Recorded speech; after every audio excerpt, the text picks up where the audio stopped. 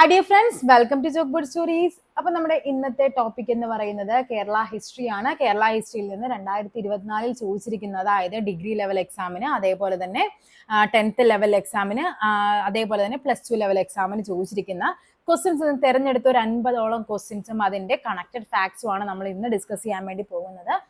അപ്പോൾ അത്യാവശ്യം നല്ല രീതിക്ക് കണ്ടന്റ് ഉള്ളതാണ്. അപ്പൊ എന്ത് ചെയ്യുക, നിങ്ങൾ നല്ല രീതിക്ക് ഒന്ന് പഠിച്ചു വെക്കുക. ഓക്കെ, അപ്പൊ നമ്മുടെ ക്ലാസ്സിലോട്ട് പോകാം. ഫസ്റ്റ് ക്വസ്റ്റ്യൻ പറഞ്ഞിരിക്കുന്നത് നോക്കിക്കേ. താഴെ പറയുന്ന ഏത് പ്രസ്താവന അഥവാ പ്രസ്താവനകളാണ് സത്യാഗ്രഹത്തെ സംബന്ധിച്ച് ശരിയായിട്ടുള്ളത്? ആദ്യം തന്നിരിക്കുന്നത് +2 ലെവലിന്റെ എക്സാമിന്റെ ആണെന്ന് തോന്നുന്നു കുറച്ച് ക്വസ്റ്റ്യൻസ്, പിന്നെ ഡിഗ്രി ലെവൽ, പിന്നെ 10th ലെവലാണ് തന്നിരിക്കുന്നത്.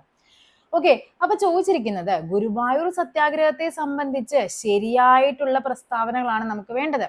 അപ്പൊ നമുക്ക് വായിച്ചു നോക്കാം. 1931 നവംബർ 12-ാം തീയതിയാണ് ഗുരുവായൂർ സത്യാഗ്രഹം ആരംഭിക്കുന്നത്. ഈ പറയുന്ന 31 എന്നുള്ളത് കറക്റ്റ് ആണ്. ഓക്കെ, നവംബർ 12 അല്ല, നവംബർ 1 അപ്പൊ എന്താണ് ഒന്നാമത്തെ പ്രസ്താവന തെറ്റാണ്. ഓക്കെ, അപ്പൊ ഒന്നുള്ളതൊക്കെ നമുക്ക് ക്യാൻസൽ ചെയ്ത് കളയാം. ഒന്നുകിൽ 2, 3 അല്ലെങ്കിൽ 2, 3, 4. അപ്പൊ നമുക്ക് എന്ത് മനസ്സിലായി? ഇവിടെ 2, 3 ശരിയാണെന്ന് ഉറപ്പാണ്. ഇനി എന്താ, നമ്മൾ ഈ ലാസ്റ്റത്തെ സ്റ്റേറ്റ്മെന്റ് മാത്രം വായിച്ചാലും മതി നമുക്ക് ആൻസറിലേക്ക് എത്താനായിട്ട്. 1932 ഒക്ടോബർ 2-ാം തീയതിയാണ് സത്യാഗ്രഹം അവസാനിപ്പിക്കുന്നത്. ഇത് ശരിയാണ്. അപ്പൊ നമുക്ക് വായിക്കാം. പി കൃഷ്ണപിള്ള, മന്നത്ത് പത്മനാഭനും സത്യാഗ്രഹത്തിൽ പങ്കെടുത്ത നേതാക്കളാണ്. ശരിയാണ്. ഗുരുവായൂർ ക്ഷേത്രത്തിലേക്ക് എല്ലാ ഹിന്ദുക്കൾക്കും പ്രവേശനം നൽകുക എന്നതായിരുന്നു സത്യാഗ്രഹത്തിന്റെ ലക്ഷ്യം. അതും ഇവിടെ ശരിയായ പ്രസ്താവനയാണ്. അപ്പൊ ആൻസർ വരേണ്ടത് ഓപ്ഷൻ സി 2, 3, 4 എന്നിവയാണ്. അപ്പൊ നമ്മൾ പറഞ്ഞു സത്യാഗ്രഹം ആരംഭിക്കുന്നത് 1931 നവംബർ 1-നാണ് സത്യാഗ്രഹം ആരംഭിക്കുന്നത്. ആരൊക്കെയായിരുന്നു? കെ കേളപ്പൻ, മന്നത്ത്. കെ കേളപ്പൻ ആരായിരുന്നു? ഗുരുവായൂർ സത്യാഗ്രഹത്തിന്റെ സെക്രട്ടറി ആയിരുന്നു കെ കേളപ്പൻ എന്ന് പറയുന്നത്, സെക്രട്ടറി. ഓക്കെ, അടുത്തത് ആരാണ്? മന്നത്ത് എന്ന് പറയുന്നത് ആരാണ്? മന്നത്ത് പത്മനാഭൻ. എന്താണ്? അതിന്റെ പ്രസിഡന്റ് ആയിരുന്നു മന്നത്ത് പത്മനാഭൻ എന്ന് പറയുന്നത്. അതായത് ഗുരുവായൂർ സത്യാഗ്രഹത്തിന്റെ പ്രസിഡന്റ് മന്നത്തും സെക്രട്ടറി കെ കേളപ്പനുമായിരുന്നു. അതേപോലെ നമുക്കറിയാവുന്ന ഒരു കാര്യമാണ് വോളണ്ടിയർ ക്യാപ്റ്റൻ. വോളണ്ടിയർ ക്യാപ്റ്റൻ ആരായിരുന്നു? അത് AK ഗോപാലനാണ്. റിപ്പീറ്റഡ് ക്വസ്റ്റ്യൻ ആണ്. ഗുരുവായൂർ സത്യാഗ്രഹത്തിന്റെ വോളണ്ടിയർ ക്യാപ്റ്റൻ എന്ന് പറയുന്നത് AKG അഥവാ AK ഗോപാലനാണ്. ഇനി അതേപോലെ ഈ കെ കൃഷ്ണപിള്ളയുടെ പ്രത്യേകത എന്താണ്? പി കൃഷ്ണപിള്ളയുടെ പ്രത്യേകത, ഇദ്ദേഹമാണ് മണിയടിച്ച അബ്രാഹ്മണൻ. അതായത് ഗുരുവായൂർ അമ്പലത്തിൽ കയറി മണിയടിച്ച അബ്രാഹ്മണൻ, ആദ്യത്തെ അബ്രാഹ്മണനാണ് ആര്? പി കൃഷ്ണപിള്ള എന്ന് പറയുന്നത്. ഇനി 1931 വടകര സമ്മേളനത്തിലാണ്, KPCCയുടെ വടകര സമ്മേളനത്തിലാണ് എന്ത്, ഈ ഗുരുവായൂർ സത്യാഗ്രഹം ആരംഭിക്കാനായിട്ട് ഇവർ തീരുമാനമെടുക്കുന്നത്. ഓക്കെ, ഇനി എന്താണ്? 1932 സെപ്റ്റംബർ 21-നാണ് കെ കേളപ്പൻ എന്ത് ചെയ്യുന്നത്? നിരാഹാരം ആരംഭിക്കുന്നത്. 32 സെപ്റ്റംബർ 21-ന്. എന്നിട്ട് എന്ത് സംഭവിക്കുന്നുണ്ട്? 1932 ഒക്ടോബർ 2-ന് ഗാന്ധിജിയുടെ നിർദ്ദേശപ്രകാരമാണ്, അല്ലെ? ഗാന്ധി ജയന്തിയാണ് ഒക്ടോബർ 2. അപ്പൊ നിങ്ങൾ ഓർത്ത് വെച്ച് പഠിക്കുക. ഗാന്ധിജിയുടെ നിർദ്ദേശപ്രകാരമാണ് കെ കേളപ്പൻ എന്ത് ചെയ്യുന്നത്? നമ്മുടെ ഗുരുവായൂർ സത്യാഗ്രഹത്തെ ആ ഒരു സത്യാഗ്രഹം പിൻവലിക്കുന്നത്. ഇനി ഗുരുവായൂർ സത്യാഗ്രഹവുമായി ബന്ധപ്പെട്ടാണ് എന്ത് നടത്തുന്നത്? ജനഹിത പരിശോധന നടത്തിയ താലൂക്ക് ചോദിക്കാറുണ്ട്. അത് ഏതാണ്? പൊന്നാനി താലൂക്കാണ്. പണ്ട് എന്താണ്, നമ്മുടെ പൊന്നാനി താലൂക്കിലായിരുന്നു ഗുരുവായൂർ ക്ഷേത്രമൊക്കെ ഉൾപ്പെട്ടിരുന്നത്. അപ്പൊ എന്താണ് ജനഹിത പരിശോധന നടത്തിയത്? പൊന്നാനി താലൂക്കിലാണ്. അപ്പൊ ഗുരുവായൂർ സത്യാഗ്രഹം 1931 നവംബർ 1-ാം തീയതി ആരംഭിക്കുന്നു. ഏതാണ്? 1931 KPCCയുടെ വടകര സമ്മേളനത്തിന്റെ ഭാഗമായിട്ടാണ് ഇത് സത്യാഗ്രഹം ആരംഭിക്കാൻ തീരുമാനിക്കുന്നത്. പി കൃഷ്ണപിള്ള, മന്നത്ത് പത്മനാഭൻ ഒക്കെ, അതേപോലെ കെ കേളപ്പൻ, എല്ലാവരും എന്താണ് ഇതുമായിട്ട് ബന്ധപ്പെട്ട നേതാക്കളാണ്. കെ കേളപ്പൻ ആയിരുന്നു ഗുരുവായൂർ സത്യാഗ്രഹത്തിന്റെ സെക്രട്ടറിയും മന്നത്ത് പ്രസിഡന്റുമായിരുന്നു. വോളണ്ടിയർ ക്യാപ്റ്റൻ ആയിരുന്നു AK ഗോപാലൻ. 1932 സെപ്റ്റംബർ 21-ന് കെ കേളപ്പൻ സത്യാഗ്രഹം ആരംഭിക്കുകയും 32 ഒക്ടോബർ 2-ന് ഗാന്ധിജിയുടെ നിർദ്ദേശപ്രകാരം സത്യാഗ്രഹം എന്ത് ചെയ്യുന്നുണ്ട്? പിൻവലിക്കുകയും ചെയ്യുന്നുണ്ട്. അതായത് ഗുരുവായൂർ സത്യാഗ്രഹം അവിടെ നിർത്തലാക്കുന്നുണ്ട്. അതുമായി ബന്ധപ്പെട്ട് നടത്തിയതാണ് ജനഹിത പരിശോധന. അതെവിടെയാണ് നടത്തിയത്? പൊന്നാനി താലൂക്കിലാണ്. ഓക്കെ അല്ലേ? നെക്സ്റ്റ് ക്വസ്റ്റ്യൻ നോക്കാം. പുരാതന കാലത്ത് കേരളവുമായി യവനന്മാർക്കും റോമക്കാർക്കും ഉണ്ടായിരുന്ന വാണിജ്യ ബന്ധത്തിന്റെ ശക്തമായ തെളിവുകൾ ഉത്ഖനനത്തിലൂടെ ലഭിച്ച പ്രദേശമാണ് പട്ടണം എന്നുള്ളത്. പട്ടണം പഠിച്ചു വെച്ചേക്കണേ. റയറായിട്ട് ചോദിക്കുന്ന ക്വസ്റ്റ്യൻ ആണ്, പഠിച്ചു വെക്കുക. ഇ.വി. രാമസ്വാമി നായ്ക്കരുമായി ബന്ധപ്പെട്ട സത്യാഗ്രഹമാണ് ഏത്? വൈക്കം ഹീറോ എന്നറിയപ്പെടുന്നതാണ് ഇ.വി. രാമസ്വാമി നായ്ക്കർ. വൈക്കം സത്യാഗ്രഹമാണ്. ഇ.വി. രാമസ്വാമി നായ്ക്കരുമായി ബന്ധപ്പെട്ട് വൈക്കത്ത് ഒരു സ്മാരകം വന്നിട്ടുണ്ട്. തന്തേ പെരിയാർ അത് ഇമ്പോർട്ടന്റ് ആണ്. സ്റ്റാലിൻ വന്ന് ഉദ്ഘാടനം ഒക്കെ ചെയ്തതാണ് 2024. അപ്പൊ എന്ത് ചെയ്യുക, വൈക്കം സത്യാഗ്രഹത്തിന്റെ 100ാം വാർഷികമായിട്ട് ബന്ധപ്പെട്ടതായിരുന്നു. അപ്പൊ അത് ഇമ്പോർട്ടന്റ് ആണ്, പഠിക്കണം. സാമൂഹ്യ പരിഷ്കർത്താവായ ചട്ടമ്പി സ്വാമികളുമായി ബന്ധപ്പെട്ട് തെറ്റായ പ്രസ്താവനയാണ് നമുക്ക് വേണ്ടത്. തെറ്റാണ് വേണ്ടത്, ഇമ്പോർട്ടന്റ് ആണ്, നോക്കുക. 1851 തിരുവനന്തപുരം ജില്ലയിലെ കൊല്ലൂരിലാണ് അദ്ദേഹം ജനിക്കുന്നത്. ഓക്കെ.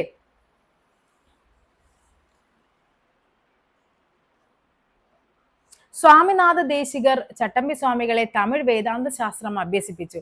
ചട്ടമ്പി സ്വാമികളുടെ സ്മാരകം സ്ഥിതി ചെയ്യുന്നത് പന്മനയിലാണ്. കേരളത്തിലെ ദേശനാമങ്ങൾ ചട്ടമ്പി സ്വാമികളുടെ കൃതിയാണ്. അപ്പോൾ ഇവിടെ നമുക്ക് തെറ്റ് വേണം എന്ന് പറയുമ്പോൾ നമുക്കറിയാം ഏതാണ്? 1800 തിരുവനന്തപുരം ജില്ല കൊല്ലൂരൊക്കെയാണ്. ഇദ്ദേഹം ജനിച്ചത് 1853 ഓഗസ്റ്റ് 25-നാണ്. അതായത് ഇപ്പോഴത്തെ പരീക്ഷകളിൽ റിപ്പീറ്റഡ് ആയിട്ട് കാണുന്നതാണ് ഇവരുടെ ഈ ജനന സമയം ചോദിക്കാറുണ്ട്. അതായത് ജനിച്ച ഓരോരുത്തരുടെ, ഇപ്പൊ അയ്യങ്കാളി ചോദിച്ചിട്ടുണ്ട്, ചട്ടമ്പി സ്വാമി ചോദിച്ചിട്ടുണ്ട്, അതേപോലെ കുറച്ച് പേരുടെ പേരുകൾ തന്നിട്ട് അവരെ ഓർഡർ ആക്കാൻ, അവരുടെ ജന്മദിനവുമായി ബന്ധപ്പെട്ട് ഓർഡർ ആക്കാനൊക്കെയാണ് പറയുന്നത്. അപ്പൊ നിങ്ങൾ ഇനി പഠിക്കുമ്പോൾ, പണ്ട് കാലങ്ങളിൽ നമ്മൾ എന്ത് ചെയ്യുന്നില്ല, ഈ പറയുന്ന ഇവരുടെ ജന്മദിനത്തിന് എല്ലാവരുടെയും അങ്ങനെ ഇമ്പോർട്ടൻസ് കൊടുത്തിരുന്നില്ല. പക്ഷേ ഇപ്പൊ ചോദിക്കുന്നതിൽ ജനനവും മരണവും ഒക്കെ എന്ത് ചെയ്യുന്നുണ്ട്, കയറി ചോദിക്കുന്നുണ്ട്. അപ്പൊ അതൊന്ന് വായിച്ചിട്ട് വേണം പോകാനായിട്ട്. 1853 അല്ല, അപ്പൊ ഇത് തെറ്റാണ്. ഒന്ന് തെറ്റാണ്, നേരെ ഓപ്ഷനിലേക്ക് പോകാം. ഓൺലി 1, ഇത് മാത്രമാണ് എന്താ അവിടെ തെറ്റായിട്ടുള്ള പ്രസ്താവന, വേറെ ഒന്നിലും ഒന്നും പറയുന്നില്ല. സ്വാമിനാഥ ദേശികരാണ് ചട്ടമ്പി സ്വാമികളെ തമിഴ് വേദാന്ത ശാസ്ത്രം അഭ്യസിപ്പിക്കുന്നത്. അപ്പൊ നമുക്കറിയാം ചട്ടമ്പി സ്വാമികളുടെ ആദ്യ ഗുരു ചോദിച്ചു കഴിഞ്ഞാൽ അത് ആരാണ്? അത് പേട്ടയിൽ രാമനാണ്. പേട്ടയിൽ രാമൻ ആദ്യ ഗുരുവാണ്. പിന്നെ അതേപോലെ ചട്ടമ്പി സ്വാമികളുടെ മറ്റൊരു ഗുരുവാണ് ആര്? തൈക്കാട് അയ്യ. തൈക്കാട് അയ്യ അദ്ദേഹത്തിന്റെ ഗുരുവാണ്. ഇനി അദ്ദേഹത്തെ സംസ്കൃതവും വേദവും ഒക്കെ പഠിപ്പിച്ച് യോഗയൊക്കെ പഠിപ്പിച്ചത് സുബ്ബജടാപാടികളാണ്. സുബ്ബജടാപാടികൾ, അത് ഇമ്പോർട്ടന്റ് ആണ്. അതേപോലെ തന്നെ അദ്ദേഹത്തിന് പിന്നെ പറയുന്നത് ഏതാണ്? അദ്ദേഹത്തിന്റെ ഏറ്റവും വലിയ കൃതിയാണ് ഏത്? പ്രാചീന മലയാളം. പ്രാചീന മലയാളമാണ് ചട്ടമ്പി സ്വാമികളുടെ എഴുതിയതിൽ ഏറ്റവും വലിയ കൃതിയായിട്ട് പറയുന്നത് പ്രാചീന മലയാളമാണ്. പിന്നെയുള്ളതാണ് ആദി ഭാഷ. ഓക്കെ. അപ്പൊ എന്താണ് നമ്മൾ പറഞ്ഞുകൊണ്ടിരുന്നത്? ആദ്യ ഭാഷ എന്ന് പറയുന്നത് എന്താണ്? അതായത് ആദ്യ ഭാഷ തമിഴാണെന്ന് വാദിക്കുന്ന അദ്ദേഹത്തിന്റെ ഒരു കൃതിയാണ് ആദ്യ ഭാഷ എന്ന് പറയുന്നത്. അതേപോലെ പ്രാചീന മലയാളം പറഞ്ഞു, ആദ്യ ഭാഷ പറഞ്ഞു. പിന്നെ ഉള്ളത് വേദാധികാര നിരൂപണം. അദ്ദേഹത്തിന്റെ ഇമ്പോർട്ടന്റ് ആയ ഒരു കൃതിയാണ് വേദാധികാര നിരൂപണം. ക്രിസ്തുമത നിരൂപണമുണ്ട്, ക്രിസ്തുമത നിരൂപണം. അതേപോലെ മോക്ഷപ്രദീപ ഖണ്ഡനം ഒക്കെ എന്താണ്? ഇദ്ദേഹത്തിന്റെ പ്രധാനപ്പെട്ട കൃതികളാണ്, ചട്ടമ്പി സ്വാമികളുടേതാണ്. ഓക്കെ. അപ്പൊ എന്തൊക്കെയാണ് നമ്മളിപ്പോൾ പറഞ്ഞത്? 1853 ഓഗസ്റ്റ് 25-നാണ് ഇദ്ദേഹം ജനിച്ചത്. ഈ ഓഗസ്റ്റ് 25 കേട്ടോ ഇദ്ദേഹത്തിന്റെ എന്താണ് ജീവകാരുണ്യ ദിനമായിട്ട് നമ്മൾ ആചരിക്കുന്നത്. ജീവകാരുണ്യ ദിനം, അതായത് നമ്മുടെ സർക്കാർ ജീവകാരുണ്യ ദിനമായിട്ട് ആചരിക്കുന്നത് ഓഗസ്റ്റ് 25 ചട്ടമ്പി സ്വാമികളുടെ ജന്മദിനമാണ്. ഇദ്ദേഹത്തിനുമായിട്ട് ബന്ധപ്പെട്ട കറണ്ട് അഫെയർ 2 കാര്യങ്ങൾ പറയുന്നുണ്ട്. അതായത് ഇദ്ദേഹത്തിനുമായി ബന്ധപ്പെട്ട ഒരു ക്ഷേത്രം എവിടെയാണ്? കണ്ണമ്മൂല. ഇദ്ദേഹത്തിന്റെ ജന്മസ്ഥലമായ കണ്ണമ്മൂലയിൽ ഒരു ക്ഷേത്രം വരുന്നുണ്ട്. അതേപോലെ തന്നെ ഇദ്ദേഹത്തിന്റെ 1924-ലാണ് ഇദ്ദേഹം മരിക്കുന്നത്. അദ്ദേഹത്തിന്റെ മരണവുമായി ബന്ധപ്പെട്ടപ്പോൾ നമുക്കറിയാം 2024 വന്നപ്പോഴേക്കും 100 വർഷമായിട്ട്. അപ്പൊ അതിനെ അറിയപ്പെടുന്നത് മഹാഗുരു വർഷം എന്നാണ്. മഹാഗുരു വർഷം 2024 എന്ന് അറിയപ്പെടാറുണ്ട്. ഓക്കെ. അപ്പൊ ആദ്യ ഗുരു പേട്ടയിൽ രാമനാണ്. സംസ്കൃതം വേദമൊക്കെ പഠിപ്പിച്ചത് സുബ്ബജടാപാടികളാണ്. ഗുരു എന്ന് ചോദിച്ചാൽ ആരാണ്? തൈക്കാടയ്യാണ്. പ്രാചീന മലയാളമാണ് വലിയ കൃതിയായിട്ട് വരുന്നത്. അതേപോലെ തന്നെ സ്വാമിനാഥ ദേശികൾ എന്താണ്? തമിഴ് വേദാന്ത ശാസ്ത്രം പഠിപ്പിച്ചിട്ടുണ്ട്. അദ്ദേഹത്തിന്റെ സ്മാരകം പന്മലയിലാണ്. കേരളത്തിലെ ദേശനാമങ്ങൾ എന്ന് പറയുന്ന അദ്ദേഹത്തിന്റെ കൃതിയാണ്. ഓക്കെ. നെക്സ്റ്റ് നോക്കാം. താഴെ പറയുന്ന സംഭവങ്ങളെ കാലഗണനാ ക്രമത്തിൽ എഴുതാനാണ് പറഞ്ഞിരിക്കുന്നത്. നമ്മളെല്ലാത്തിൻ്റെയും വർഷം അറിഞ്ഞിരിക്കണം അല്ലേ? അപ്പൊ നമുക്ക് നോക്കാം. വൈക്കം സത്യാഗ്രഹം എന്നാണ്? 1924-ലാണ് വൈക്കം സത്യാഗ്രഹം. ചാന്നാർ ലഹള 1859-ലാണ് ചാന്നാർ ലഹള വരുന്നത്. പാലിയം സത്യാഗ്രഹം വരുന്നത് 47-48 കാലഘട്ടത്താണ്. ക്ഷേത്രപ്രവേശന വിളംബരം വരുന്നത് 1936-ലാണ് ക്ഷേത്രപ്രവേശന വിളംബരം വരുന്നത്. അപ്പൊ ഇവിടെ എന്താണ് നമുക്ക് അറിയേണ്ടത്? ഇവിടെ എന്താണ്? കാലഗണന അനുസരിച്ചാണ്. അപ്പൊ ആദ്യം വരേണ്ടത് ഏതാണ്? ചാന്നാർ ലഹളയാണ്. 2 ആദ്യമുള്ളത് കണ്ടോ. അപ്പൊ ഇതാണ് നമ്മുടെ ആൻസർ എന്ന് പറയുന്നത് 2. അത് കഴിഞ്ഞിട്ട് വരേണ്ടത് വൈക്കം സത്യാഗ്രഹം. പിന്നീട് വരേണ്ടത് ഏതാണ്? നമ്മുടെ ക്ഷേത്രപ്രവേശന വിളംബരം ലാസ്റ്റ് വരേണ്ടതാണ് പാലിയം സത്യാഗ്രഹം എന്ന് പറയുന്നത്. അതേപോലെ തന്നെ നമുക്കറിയാം 1822 വൈകുണ്ഠസ്വാമികളും എന്ത് നടത്തിയിട്ടുണ്ട്, ഒരു ചാന്നാർ ലഹള മേൽമുണ്ട് സമരം ഉണ്ടായിട്ടുണ്ട്. അതിന്റെ 200-ാം വാർഷികം ഈ ഇടയ്ക്ക് ആഘോഷിച്ചിട്ടുണ്ട്. അപ്പൊ അതൊന്ന് ഓർത്തു വെക്കുക. ഓക്കെ, തമിഴ്നാട് സർക്കാരാണ് ആഘോഷിക്കുന്നത്. അതിന്റെ 200-ാം വാർഷികം തമിഴ്നാട് സർക്കാർ ആഘോഷിച്ചിട്ടുണ്ട്. അപ്പൊ അത് ഓർക്കുക. നെക്സ്റ്റ് നോക്കാം. താഴെ തന്നിരിക്കുന്ന പ്രസ്താവനകളിൽ ശരിയായത് കണ്ടെത്താൻ. കുളച്ചൽ യുദ്ധത്തിൽ മാർത്താണ്ഡവർമ്മ ഡച്ചുകാരെ പരാജയപ്പെടുത്തി, അല്ലെ? ശരിയാണ്. കേരളത്തിൽ നടന്ന ആദ്യ സംഘടിത കലാപമാണ് ആറ്റിങ്ങൽ കലാപം, അതും ശരിയാണ്. 1792 ശ്രീരംഗപട്ടണം സന്ധി പ്രകാരമാണ് മലബാർ ബ്രിട്ടീഷുകാർക്ക് ലഭിക്കുന്നത്, ഇതും ശരിയാണ്. അപ്പൊ ഇവിടെ എന്താണ്? എല്ലാം ശരിയാണ്. 1, 2, 3 എന്താണ്? ശരിയായ പ്രസ്താവനയാണ്. കുളച്ചൽ യുദ്ധം ഏത് വർഷമാണ്? 1741 ഓഗസ്റ്റ് 10 കുളച്ചൽ യുദ്ധം. ആറ്റിങ്ങൽ കലാപം ചോദിച്ചു കഴിഞ്ഞാൽ ഏതാണ്? 1721 ഏപ്രിൽ 15 ആറ്റിങ്ങൽ കലാപം. ആദ്യ സംഘടിത കലാപമാണ് ആറ്റിങ്ങൽ കലാപം. ആദ്യ കലാപം ചോദിച്ചു കഴിഞ്ഞാൽ അത് ഏതാണ്? അത് അഞ്ചുതെങ്ങ് കലാപമാണ്. ശരിയായത് തിരഞ്ഞെടുക്കുക. വൈക്കം സത്യാഗ്രഹം ആണോ? അല്ല, വൈക്കം സത്യാഗ്രഹം 1928 1924 ഏതെറ്റാണ്? നേരെ ഓപ്ഷനിലേക്ക് പോകുക. എല്ലാം ശരിയെന്നുള്ള ഓപ്ഷൻ വെട്ടിക്കളയുക. ABC ശരി എന്നുള്ളത്. എ രണ്ടിലും ഉൾപ്പെടുന്നുണ്ട്, അത് രണ്ടും അല്ല. നെക്സ്റ്റ് നോക്കാം. ഗുരുവായൂർ സത്യാഗ്രഹം 1931 ഓക്കെ, അതെന്താണ്? ശരിയാണ്. ക്ഷേത്രപ്രവേശന വിളംബരം 36 പിന്നെ നോക്കുക, മലബാർ ജില്ലാ കോൺഗ്രസിന്റെ പ്രഥമ സമ്മേളനം നടന്ന 1916 അപ്പൊ ഇവിടെ ബാക്കി ആൻസർ വരേണ്ട ഏതാണ്? BCD എന്നിവയാണ് ശരിയായിട്ട് വരേണ്ടത്.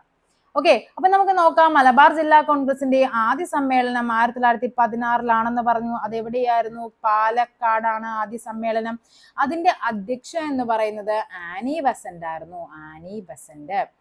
ഇനി 1917 രണ്ടാമത് മലബാർ ജില്ലാ കോൺഗ്രസ് സമ്മേളനം നടക്കുന്നുണ്ട്. അതിന്റെ എവിടെയായിരുന്നു? കോഴിക്കോട്. അതിന്റെ അധ്യക്ഷൻ എന്ന് പറയുന്നത് CP രാമസ്വാമിയാണ്. ഓക്കെ, അടുത്തത് 1918 18 തലശ്ശേരിയാണ്. തലശ്ശേരിയിലാണ് എന്ത് നടക്കുന്നത്? അത് മലബാർ ജില്ലാ കോൺഗ്രസ്. ആസാദ് അലി ഖാൻ ആണ് അതിന്റെ അധ്യക്ഷനായിരുന്നത്. ആസാദ് അലി ഖാൻ. പിന്നെയുള്ളത് 1919 ഏത്? വടകരയിലാണ്. അതിന്റെ അധ്യക്ഷൻ എന്ന് പറയുന്നത് KP രാമൻ ആണ്. KP രാമൻ. 1920 5-ാം മലബാർ ജില്ലാ കോൺഗ്രസ് സമ്മേളനം. അതെവിടെയാണ്? മഞ്ചേരി. ഇമ്പോർട്ടന്റ് ആണ്. മഞ്ചേരി സമ്മേളനം എപ്പോഴും ചോദിക്കുന്നതാണ്. 5-ാമത്തതാണ്, അതോടുകൂടി തീർന്നു. അതേതാണ്? ആരായിരുന്നു? കസ്തൂരി രംഗ അയ്യങ്കാർ ആയിരുന്നു എന്ത്? നമ്മുടെ 5-ാം മലബാർ ജില്ലാ കോൺഗ്രസിന്റെ അധ്യക്ഷൻ എന്ന് പറയുന്നത്. താഴെ പറയുന്നവയിൽ ഏതാണ് MGS നാരായണൻ കേരള ചരിത്രത്തിലെ വർഗീകരിക്കാത്ത വിജ്ഞാനകോശമായി കണക്കാക്കുന്നത്? MGS നാരായണൻ കേരള, ഇത് നമ്മുടെ എനിക്ക് തോന്നുന്നു LSGSന്റെ എക്സാമിന്റെ ആണെന്ന് തോന്നുന്നു. ഡിഗ്രി ലെവലാണ് ചോദിച്ചിരുന്നത്. ഏതാണ്? അപ്പൊ ജസ്റ്റ് 10th പ്രിലിംസ് 10th മെയിൻസിനുള്ളവർ തയ്യാറെടുക്കുന്നവർ ഓർത്തിരിക്കുക. കേരള ചരിത്രത്തിലെ വർഗീകരിക്കാത്ത വിജ്ഞാനകോശം കണക്കാക്കുന്നത് ഏതാണ്? KP പത്മനാഭ മേനോന്റെ കേരള ചരിത്രമാണ്. KP പത്മനാഭ മേനോന്റെ കേരള ചരിത്രം ഉണ്ടോ? കേരളത്തിലെ താഴെ പറയുന്ന സാമൂഹ്യ പരിഷ്കർത്താക്കളുടെ ജന്മദിനം കാലക്രമത്തിൽ ക്രമീകരിക്കാൻ, ഞാൻ പറഞ്ഞില്ലേ നേരത്തെ, ഇപ്പൊ ചോദിക്കുന്ന ജന്മദിനവും മരണവും ഒക്കെയാണ് കയറി ചോദിക്കുന്നത്. പണ്ഡിറ്റ് KP കറുപ്പൻ, അദ്ദേഹത്തിന്റെ ഏത് ആണ്? 1885 പണ്ഡിറ്റ് KP കറുപ്പൻ ജനിക്കുന്നത്. 1873 ആര്? വക്കം മൗലവി. ഓക്കെ, നമുക്കറിയാം വക്കം മൗലവി. അതേപോലെ സഹോദരൻ അയ്യപ്പൻ ആണെങ്കിലോ 1889 സഹോദരൻ അയ്യപ്പൻ. VT ഭട്ടതിരിപ്പാട് 1896 VT ജനിക്കുന്നത്. അപ്പൊ എന്താണ് നമുക്ക് വേണ്ടത്? ഓർഡർ അനുസരിച്ച് എഴുതണം. അപ്പൊ ഇക്കൂട്ടത്തിൽ ആരാണ് ആദ്യം വരേണ്ടത്? വക്കം മൗലവിയാണ്. 2 ആദ്യം വരേണ്ടത്. അപ്പൊ ഇത് രണ്ടും അങ്ങ് വെട്ടിയേക്കും.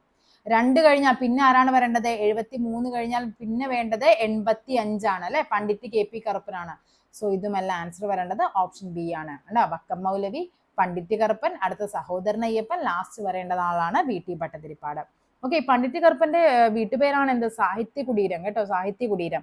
അതേപോലെ വക്കം ആണെങ്കിൽ എന്താണ്? വക്കം മൗലവിയുമായിട്ട് ബന്ധപ്പെട്ട് നമുക്ക് പഠിക്കാനുള്ളത് സ്വദേശാഭിമാനി പത്രത്തിന്റെ സ്ഥാപകനാണ് വക്കം അബ്ദുൽ ഖാദർ മൗലവി. ഇനി അതേപോലെ സഹോദരൻ അയ്യപ്പൻ ആണെങ്കിലോ വിദ്യാഭോഷിണി എന്ന ഒരു വിദ്യാഭോഷിണിയും അതേപോലെ യുക്തിവാദി എന്നൊരു മാസികയൊക്കെ ആരാണ്? നമ്മുടെ സഹോദരൻ അയ്യപ്പൻ്റെതാണ്. ഓക്കെ, നെക്സ്റ്റ് നോക്കാം. തിരുവിതാംകൂർ മഹാരാജാവ് സ്വാതി തിരുനാളിനെ പറ്റി താഴെ പറയുന്നവയിൽ ശരിയായത്. ഇതും ഡിഗ്രി മെയിൻസിൻ്റെതാണ്. ഇത്ര ഡീപ്പായിട്ട് നമ്മുടെ 10th പ്രിലിംസിന് ചോദിക്കാൻ ചാൻസ് ഇല്ല. പക്ഷെ എന്ത് ചെയ്യുക, ഇതിൽ ഓരോ പോയിന്റ്സും നിങ്ങൾ പഠിച്ചു വെക്കുക. ചിലപ്പോൾ അതായിരിക്കും കയറി ചോദിക്കുന്നത്. സ്വാതി തിരുനാളിന്റെ കൊട്ടാരത്തിലെ പ്രശസ്ത സംഗീതജ്ഞനായ മേരുസ്വാമി അറിയപ്പെട്ടിരുന്നത് കോകിലകാന്ഡ എന്നായിരുന്നു. ഇതെല്ലാം ശരിയാണ് ആൻസർ. ഓക്കെ, ആൻസർ കീ പ്രകാരം ഇതെല്ലാം ശരിയാണ്. അപ്പൊ നിങ്ങൾ ഈ 4 സ്റ്റേറ്റ്മെന്റ് ഒന്ന് പഠിച്ചു വെക്കുക. ഇത്രയും ഡീപ്പായിട്ട് ചോദിച്ചില്ലെങ്കിൽ പോലും ചിലപ്പോൾ ചോദിക്കാം, സ്വാതി തിരുനാളിന്റെ കൊട്ടാരത്തിലെ പ്രശസ്തനായ ഏത് കവിയാണ് കോകിലകാന്ഡ എന്നറിയപ്പെട്ടിരുന്നത്? ആരാണ്? മേരുസ്വാമിയാണ്. അതേപോലെ മോഹന കല്യാണി രാഗം സൃഷ്ടിച്ചത് ആരാന്ന് ചോദിക്കാം. ആരാണ്? അത് സ്വാതി തിരുനാളാണ്. ശുചീന്ദ്രം ക്ഷേത്രത്തിൽ നടത്തിയ സത്യപരീക്ഷ എന്താണ്? സ്വാതി തിരുനാൾ നിരോധിച്ചിട്ടുണ്ട് അല്ലെ. അപ്പൊ അതും എന്താണ്? പഠിച്ചു വെക്കേണ്ട ടോപ്പിക് പോയിന്റ് ആണ്. ത്യാഗരാജ സ്വാമികളുടെ ശിഷ്യനായ കണ്ണയ്യ ഭാഗവതർ സ്വാതി തിരുനാളിന്റെ കൊട്ടാരം പ്രമാണിയായിരുന്നു. അപ്പൊ ഇവിടെ എല്ലാ പ്രസ്താവനകളും ശരിയാണ്. അപ്പൊ 4 പ്രസ്താവനകൾ നിങ്ങൾ ഒന്ന് വായിച്ച് പഠിച്ചിട്ട് വേണം പോകാനായിട്ട്. കടത്തനാടൻ സിംഹം എന്നറിയപ്പെടുന്ന കേരള നവോത്ഥാന നായകനാണ് ആര്? കൂറൂളി ചോഗാൻ. ആരാണ്? കൂറൂളി ചോഗാൻ. അദ്ദേഹമാണ് എന്താണ്? വാണിയ കുറുവള്ളി കുഞ്ഞിച്ചേകവർ. അതാണ് അദ്ദേഹത്തിന്റെ ഫുൾ നെയിം. എന്താണ്? വാണിയ, കളരിപ്പയറ്റ് വിദഗ്ധനൊക്കെ ആയിരുന്നു. വാണിയ കുറുവള്ളി കുഞ്ഞിച്ചോഗാൻ. അതുകൊണ്ടാണ് അദ്ദേഹം കളരിപ്പയറ്റൊക്കെ ആയിട്ട് ബന്ധപ്പെട്ട്, അതുകൊണ്ടാണ് അദ്ദേഹത്തിനെ കടത്തനാടൻ സിംഹം എന്ന് അറിയപ്പെട്ടിരുന്നത്. കുഞ്ഞിച്ചേകവർ. ഓക്കെ, നെക്സ്റ്റ് നോക്കാം. ചുവടെ പറയുന്നവയിൽ സാമൂഹ്യ പരിഷ്കർത്താവായ അയ്യങ്കാളിയുമായി എന്താണ് ബന്ധമില്ലാത്തത് ഏതെന്നാണ് ചോദിച്ചിരിക്കുന്നത്. കല്ലുമാല സമരത്തിന് നേതൃത്വം നൽകി. നമുക്ക് അറിയാം, തെക്കേ ഇന്ത്യയിലെ ആദ്യമായി കണ്ണാടി പ്രതിഷ്ഠ. നമ്മൾ അയ്യങ്കാളി പഠിക്കുമ്പോൾ കണ്ണാടി പ്രതിഷ്ഠയൊന്നും പഠിക്കുന്നില്ല. അപ്പൊ അത് തെറ്റാണെന്നറിയാം. ആരാണ് ദക്ഷിണേന്ത്യയിലെ ആദ്യത്തെ കണ്ണാടി പ്രതിഷ്ഠ? അത് വൈകുണ്ഠസ്വാമിയാണ്. ഓക്കെ, ഇനി പിന്നോക്ക ജാതിക്കാർക്ക് സ്കൂൾ വിദ്യാഭ്യാസം നൽകണമെന്ന ആവശ്യം ഉന്നയിച്ചു. ഇതൊക്കെ നമ്മൾ ബേസിക് ആയിട്ട് പഠിക്കുന്ന കാര്യങ്ങളാണ്. അപ്പൊ എന്നാണ് കല്ലുമാല സമരം? 1915 കല്ലുമാല സമരം. അപ്പൊ ഇദ്ദേഹവുമായി ബന്ധപ്പെട്ട് നമുക്ക് എന്താണ് ബന്ധമില്ലാത്തത് ഏതെന്നാണ് വേണ്ടത്. അപ്പൊ ആൻസർ ഏതാണ്? Option A. 2 മാത്രമാണ് ബന്ധമില്ലാത്തത്. നേരെ നോക്കിയിട്ട് ഈ 1, 3 അടയാളപ്പെടുത്തി വെക്കാം. 1, 3 തന്നിട്ടില്ല, അതുകൊണ്ട് കുഴപ്പമില്ല.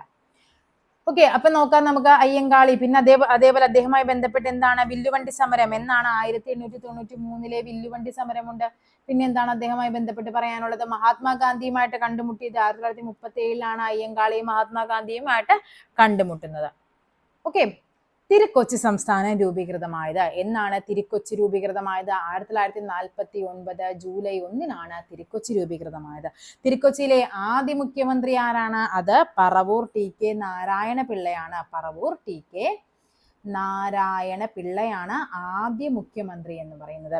എങ്കിൽ അവസാന മുഖ്യമന്ത്രി ആരായിരുന്നു? തിരുക്കൊച്ചിയിലെ അവസാന മുഖ്യമന്ത്രി ചോദിച്ചാൽ അത് പനമ്പിള്ളി ഗോവിന്ദമേനോനാണ്. പനമ്പിള്ളി ഗോവിന്ദമേനോൻ. ആദ്യവും അവസാനവും പഠിച്ചു വെക്കുക. ഇതിനിടയ്ക്ക് 2-3 പേരും കൂടി ഉണ്ട്. അപ്പൊ ഇത് ആദ്യവും അവസാനവും പഠിക്കുക. പറവൂർ TK നാരായണ പിള്ളയും പനമ്പള്ളി ഗോവിന്ദമേനോനും.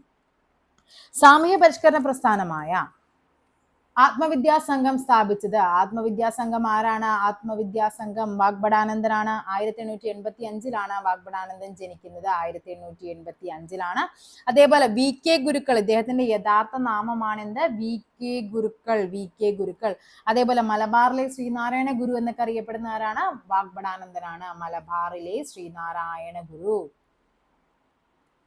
ആധുനിക തിരുവിതാംകൂറിന്റെ സ്ഥാപകൻ എന്ന് വിളിക്കുന്നത് ആരെയാണ്? ആധുനിക തിരുവിതാംകൂറിന്റെ സ്ഥാപകനാണ് ആര്? മാർത്താണ്ഡവർമ്മ. മാർത്താണ്ഡവർമ്മയാണ് ആധുനിക തിരുവിതാംകൂറിന്റെ സ്ഥാപകൻ. ശില്പി, ഉരുക്കു മനുഷ്യൻ എന്നൊക്കെ അറിയപ്പെടുന്ന മാർത്താണ്ഡവർമ്മയാണ്. 1729 മുതൽ 29 കൂട്ടുമ്പോൾ എത്ര കിട്ടും? 58. 1758 വരെയാണ് മാർത്താണ്ഡവർമ്മയുടെ, അനിഴം തിരുനാൾ മാർത്താണ്ഡവർമ്മയുടെ കാലഘട്ടം. അതായത് അദ്ദേഹമാണ് എന്ത് പതിവ് കണക്ക് സമ്പ്രദായമൊക്കെ ബജറ്റൊക്കെ കൊണ്ടുവന്നത് നമ്മുടെ മാർത്താണ്ഡവർമ്മയാണ്. വാഗ്ഭടാനന്ദ ഗുരുവിനെ പറ്റിയുള്ള താഴെ പറയുന്ന പ്രസ്താവനകളിൽ ശരിയാണ് വേണ്ടത്.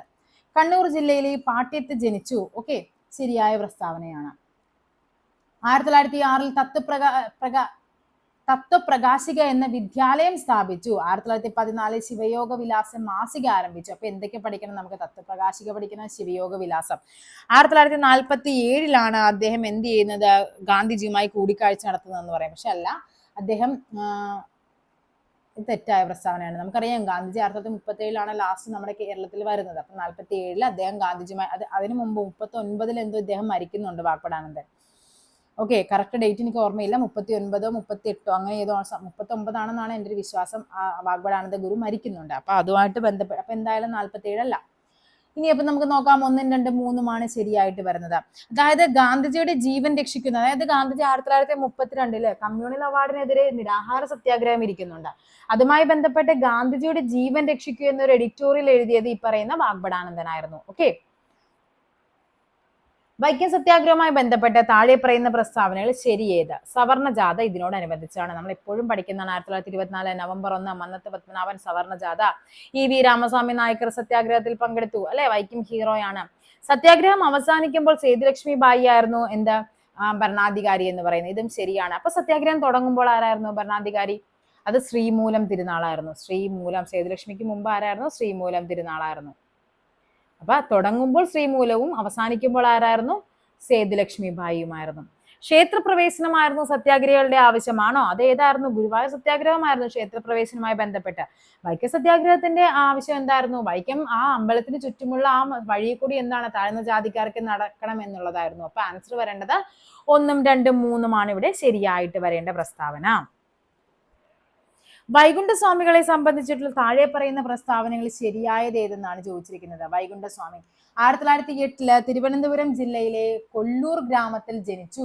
ഓക്കെ, നമുക്ക് നോക്കാം. 1908 അല്ല, ജസ്റ്റ് ഇതൊന്ന് തിരിച്ചിട്ടാൽ മതി. 1809 അദ്ദേഹം ജനിച്ചത്. ബാക്കിയെല്ലാം കറക്റ്റ് ആണ്. അപ്പൊ 1 തെറ്റാണ്. നമുക്ക് ശരിയായവയല്ലേ വേണ്ടത്? 1 തെറ്റാണ്. ഇതും അങ്ങ് വെട്ടിക്കളഞ്ഞേക്ക്. എല്ലാം ശരിയുമല്ല, ഇതുമല്ല. കണ്ണാടി പ്രതിഷ്ഠ അല്ലെ, പിന്നെ എന്താണ്? അദ്ദേഹത്തിന്റെ വിശ്വാസ സംഹിതയാണ് അയ്യാവഴി എന്നറിയപ്പെട്ടത്. ഓക്കെ, അയ്യാവഴി അദ്ദേഹത്തിന്റെ വിശ്വാസ സംഹിതയാണ്. അപ്പൊ ഇത് ശരിയാണ്. അരുൾനൂൽ അദ്ദേഹത്തിന്റെ രചനയാണ്. അരുൾനൂൽ, അതും എന്താണ്? ശരിയായ പ്രസ്താവനയാണ്, അരുൾനൂൽ. അതേപോലെ കണ്ണാടി പ്രതിഷ്ഠ നടത്തി, ഇതും എന്താണ്? വൈകുണ്ഠസ്വാമികളെ സംബന്ധിച്ച് ശരിയാണ്. ഓപ്ഷൻ ബി ആണ് നമ്മുടെ ആൻസർ എന്ന് പറയുന്നത്. 1809 ജനിച്ച അദ്ദേഹം 1851 മരണം സംഭവിക്കുന്നത്. ആർക്ക്? വൈകുണ്ഠസ്വാമികൾക്ക്. അതേപോലെ സമപന്തി ഭോജനം, അതേപോലെ തിരുവിതാംകൂർ രാജാവിനെ അനന്തപുരിയിലെ നീചൻ എന്ന് വിളിച്ചു. ഇമ്പോർട്ടന്റ് ആണ്. അനന്തപുരിയിലെ നീചൻ എന്ന് വിളിച്ചത് ആരാണ്? വൈകുണ്ഠസ്വാമിയാണ്. അതേപോലെ തിരുവിതാംകൂർ ഭരണത്തെ എന്താണ്? കരിനീച ഭരണം എന്ന് വിളിച്ചു. തിരുവിതാംകൂർ ഭരണത്തെ കരിനീച ഭരണമെന്നും, അതേപോലെ തന്നെ തിരുവിതാംകൂർ രാജാവിനെ അനന്തപുരിയിലെ നീചൻ എന്നും വിളിച്ചു. ബ്രിട്ടീഷ് ഭരണത്തെ എന്താണ്? വെണ്ണീച ഭരണം എന്ന് വിളിച്ചതും ആരാണ്? നമ്മുടെ വൈകുണ്ഠസ്വാമിയാണ്. ഓക്കെ, അപ്പൊ എന്താണ്? അനന്തപുരിയിലെ നീചൻ എന്ന്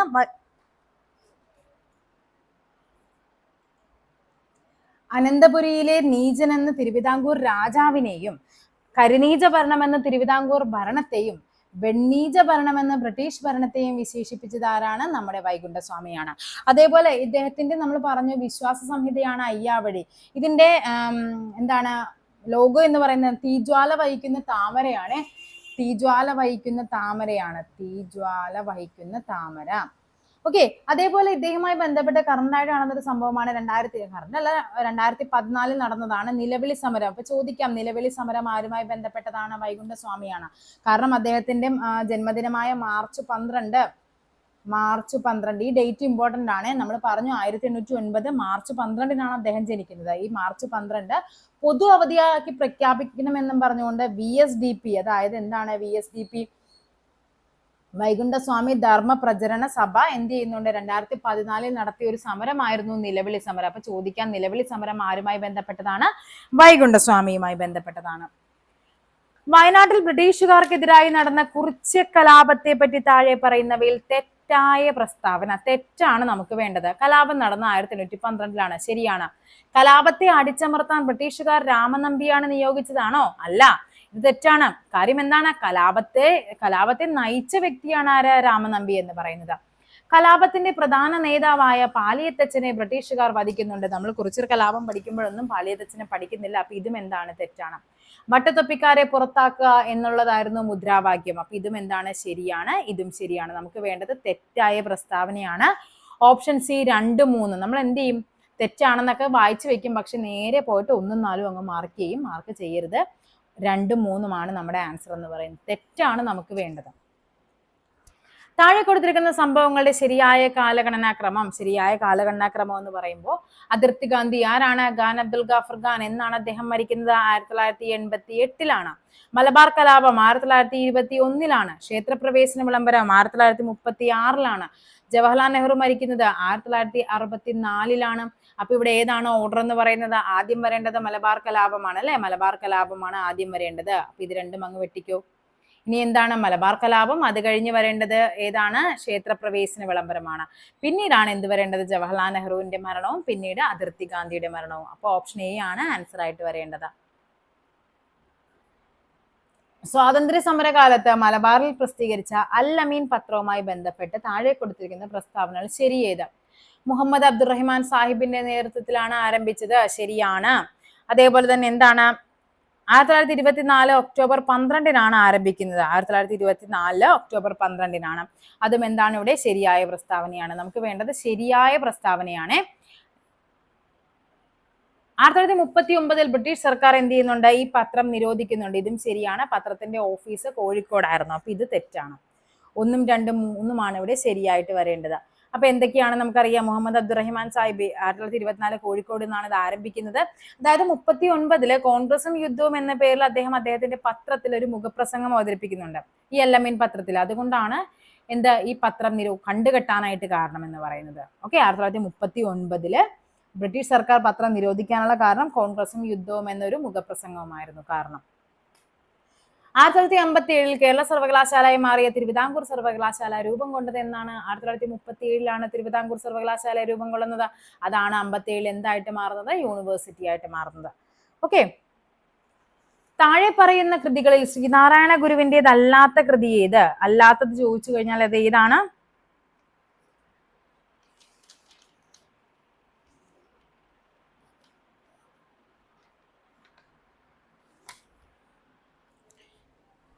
നെക്സ്റ്റ് ക്വസ്റ്റ്യൻ പറയുന്നത് എന്താണ്? താഴെ പറയുന്ന കൃതികളിൽ ശ്രീനാരായണ ഗുരുവിൻ്റെതല്ലാത്ത കൃതി ഏതെന്നാണ് ചോദിച്ചിരിക്കുന്നത്. ഏതാണ് അത്? നമുക്കറിയാം, വേദാധികാര നിരൂപണമാണ് ശ്രീനാരായണ ഗുരുവിൻ്റെതല്ലാത്ത കൃതി. അതായത് അദ്ദേഹം നമ്മൾ പറഞ്ഞു നേരത്തെ ചട്ടമ്പി സ്വാമികളുടെ കൃതിയായിരുന്നു എന്നുള്ളത്.